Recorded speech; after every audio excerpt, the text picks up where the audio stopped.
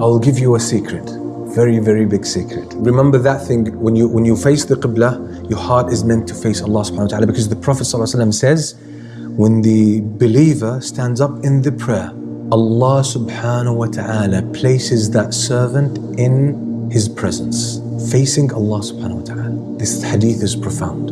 When you stand in prayer, Allah faces you. And the worst thing you could do is that Allah faces you with attention and your mind is somewhere else. How bad does it feel? You're talking to someone and his mind is somewhere else. You would take offense, won't you? And imagine if you're talking to someone and he turns around as if you're not talking.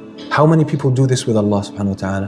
One day, there's a story mentioned by Imam al-Dhahabi in Siyar A'lam al-Nubala. He says there was a group of people who were traveling at night. They came to this valley and there were some woods. So they were getting themselves ready to sleep. As they were preparing themselves, a lion came about. So they jumped up onto the trees, taking shelter.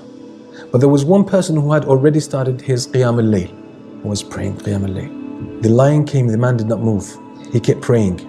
So the lion was walking around, he turned around the guy, and then he left. When these guys came down, they said, "You're crazy." They said, "The lion was here, you didn't move." He said, "Wallahi, I felt shy that I'm standing before Allah subhanahu wa ta'ala and I fear something else. I was shy that I stand in front of Allah and I fear one of His creation." What level of focus on khushu'?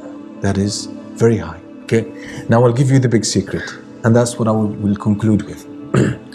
This secret is mentioned in the Quran, but indirectly. Allah subhanahu wa ta'ala says, قَدْ أَفْلَحَ الْمُؤْمِنُونَ الَّذِينَ هُمْ فِي صَلَاتِهِمْ خَاشِعُونَ. The believers are successful. They are the ones who have khushu' in their prayer. They have khushu' in their prayer.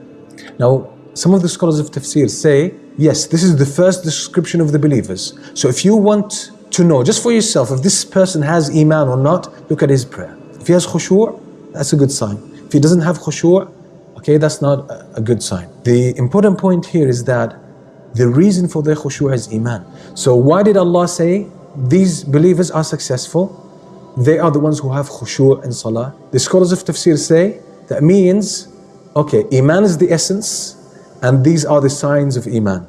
They have khushu' in salah, the first one. So the more iman you have, the more khushu' you're gonna have. A second sign, or indirect, or some kind of insinuation in the Quran, Allah subhanahu wa ta'ala says, وَاسْتَعِينُوا بِالصَّبْرِ وَالصَّلَاةِ وَإِنَّهَا لَكَبِيرَةٌ إِلَّا عَلَى الْخَاشِعِينَ.